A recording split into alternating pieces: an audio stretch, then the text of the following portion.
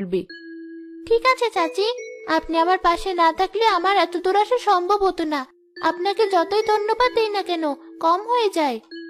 ধন্যবাদ দিতে হবে না, তুইও আমার মতো অন্য কোনো অসহায় মানুষের উপকার করিস, তাতেই আমি খুশি। আমার সামর্থ্য হলে অবশ্যই করব চাচি। আজ তাহলে চলি, কাল দোকান খোলার জন্য সব ব্যবস্থা নিতে হবে আগে ভাগেই। আচ্ছা যা, উপরওয়ালা তোর ভালো করুক। মিষ্টি পরের দিন দীপুকে নিয়ে ভালো এক জায়গা দেখে দোকান খুলে বসলো।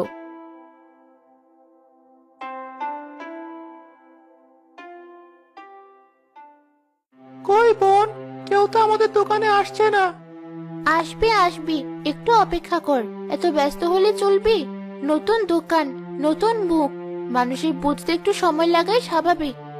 আচ্ছা, কিন্তু দেখ বোন, এত মানুষ আমাদের দোকানের সামনে দিয়ে যাচ্ছে, সবাই একবার তাকিয়ে দেখে আবার মুখ ফিরিয়ে নিচ্ছে। একজন দুজন একটু কাছে এসেও দেখছে না। হয়তো ভাবছি বাচ্চা মানুষের কতই ভালো পিঠা বানাবে, তাই আর কাছে ঘেঁষছি না। কিন্তু তুই যে পিঠাগুলো বানিয়ে রেখেছিস, ওগুলো তো ঠান্ডা হয়ে যাচ্ছে। এগুলো বিক্রি করতে না পারলে তো ব্যবসার ক্ষতি আমাদেরই হবে। মা দেখো, আমার সমান এক মেয়ে কত সুন্দর পিঠা বানাচ্ছি। আমিও হাতের বানানো পিঠা খাবো। না মা, ও ছোট মানুষ, ঠিকভাবে পিঠা বানাতে পারে নাকি কে জানে। কি দরকার টাকা নষ্ট করার? না মা, আমি খাবোই ওর হাতে বানানো পিঠা। তুমি দেখো কত সুন্দর হয়েছে ওর বানানো পিঠাগুলো, আর কি সুন্দর সুবাস। ঠিক আছে, তুই যখন বলছিস, চল তোকে একটা পিঠা কিনে দিয়ে দেখি কেমন, কিন্তু খেতে না পারলে তোর একদিন কি আমার একদিন। দেখ বোন, ওরা আমাদের দোকানের দিকে এগিয়ে আসছে। এবার মনে হয় তোর পিঠা বিক্রি হবে। কোন পিঠাটা খেতে ভালো হবে তোমার? এখানে সবগুলো পিঠা খেতেই বেশ ভালো। আপনি বলুন কোন পিঠা লাগবে আপনার। না, আমি ভাপা পিঠা খাবো। ভাপা পিঠা তাহলে দাও একটা। খেতে ভালো না হলে কিন্তু দাম দেব না, মনে রেখো। ছোট মানুষ, কিভাবে কি বানাচ্ছ কে জানে। তোমার জন্য এই বয়সে এসব কাজ করা ঠিক না। তোমার মা তোমাকে কিছু বলে না? আমি তো আর ইচ্ছে করেই কাজ করছি না, মা অসুস্থ, তাই বাধ্য হয়ে এসব করা লাগছে সামান্য কিছু টাকার জন্য। এই নিন আপনার পিঠা। আপনি আমার দোকানের প্রথম ক্রেতা, তাই আপনি চাইলে ওই প্রথম পিঠার জন্য টাকা নেব না আমি। যাক, ভালোই হলো। এই নে মা, পিঠাটা খেয়ে বল খেতে কেমন। অনেক মজা মা, তুমিও একটু খেয়ে দেখো।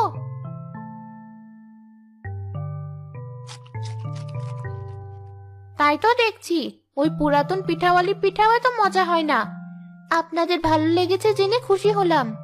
মা, আমি আরেকটা পিঠা খাবো। ঠিক আছে, আমার মেয়ে আর আমাকে আরো দুটো পিঠা দাও, সাথে ওই পিঠাটাও দাও আমাকে, খেয়ে দেখি কেমন। এই নিন।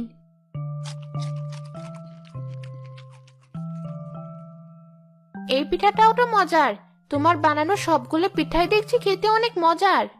ওরা দুজন কত মজা করে পিঠা খাচ্ছে। ওই বাচ্চা মেয়েটা কি আসলে ভালো পিঠা বানায়? দেখে তো তাই মনে হচ্ছে। চল তো, আমরাও গিয়ে দেখি। এখানে যদি ভালো পিঠা পেয়ে যাই, তাহলে কষ্ট করে আর আমাদের অত দূর যেতে হবে না পিঠা খাওয়ার জন্য। চল তবে। আমাদের দুজনকে ওই দুটো পিঠা দাও তো। ওই পিঠার সাথে আপনারা দুজন এই গুড়ের তেল পিঠাও নিতে পারেন, খেতে এত মজার। আমি একাই 5টা খেয়ে ফেলেছি। চল তাহলে, দুটো তেল পিঠাও নেই। আমাদেরকে এমন মজার পিঠা খাওয়ানোর জন্য তোমাকে অনেক ধন্যবাদ। আমার মেয়ে জেদ না ধরলে তো আমি এদিকে আসতামই না। তুমি এই শীতে পিঠা বানানো বন্ধ করো না যেন। আমরা আবার আসবো তোমার পিঠা খাওয়ার জন্য। জি, আমরা আছি। আপনার যখন পিঠা খেতে ইচ্ছে হয় আপনি চলে আসবেন।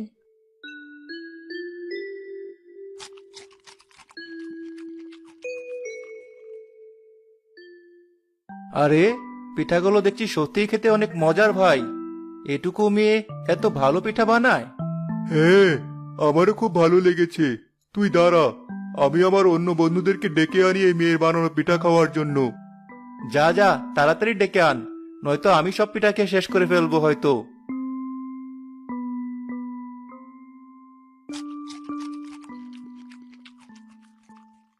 মিষ্টির পিঠার দোকানে একে একে মানুষের ভিড় বাড়তে থাকলো।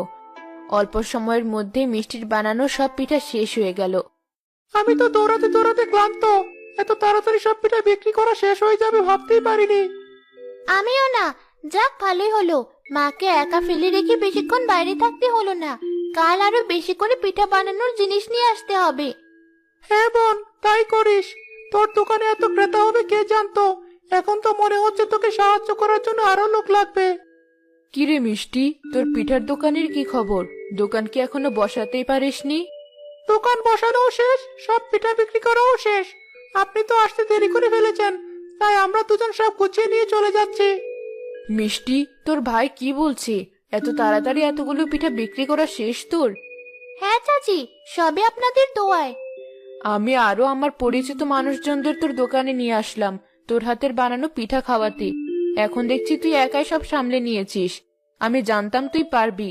একদিন তোর দোকানের লাইন ধরে সবাই পিঠা খাবে দেখিস। ধন্যবাদ চাচি, আপনি আমার উপর বিশ্বাস না রাখলে আমার এত দূর আসা সম্ভব হতো না। আজ তাহলে আমি আসি। আচ্ছা যা, বাড়ি গিয়ে তোর মায়ের সেবা যত্ন কর।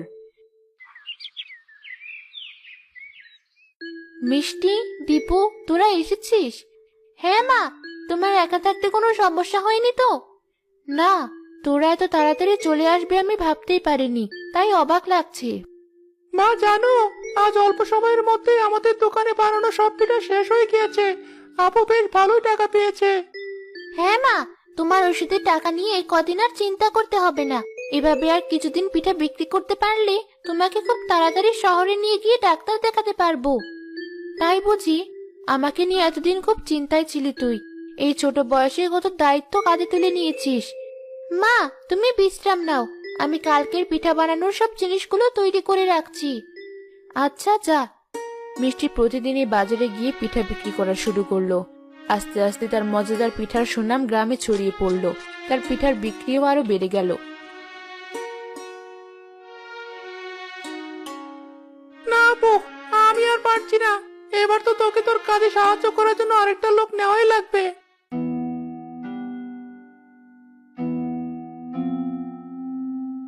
খুব ভালো বেচা বিক্রি হচ্ছে দেখি তোমাদের পিঠার দোকানে। তা আমার ভাগ কোথায়?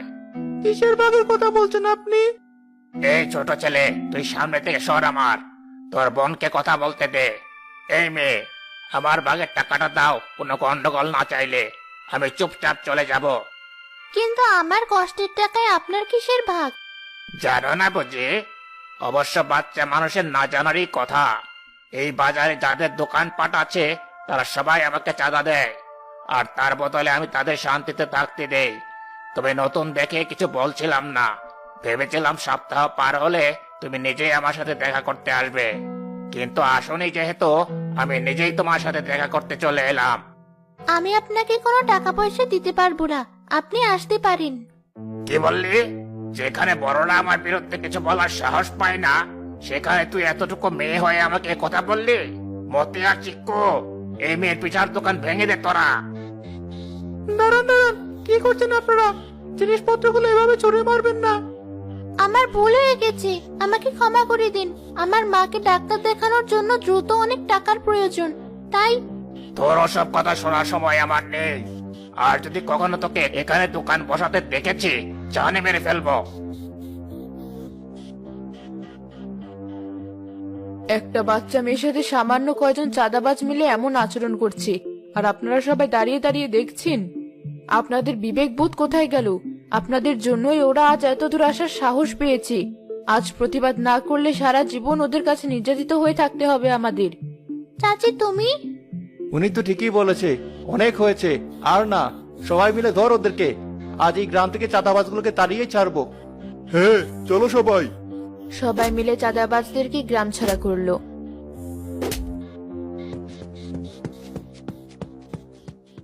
মিষ্টি আবার নতুন করে তার পিঠার দোকান সাজিয়ে পিঠা বিক্রির টাকা দিয়ে তার মাকে সুস্থ করে আনলো।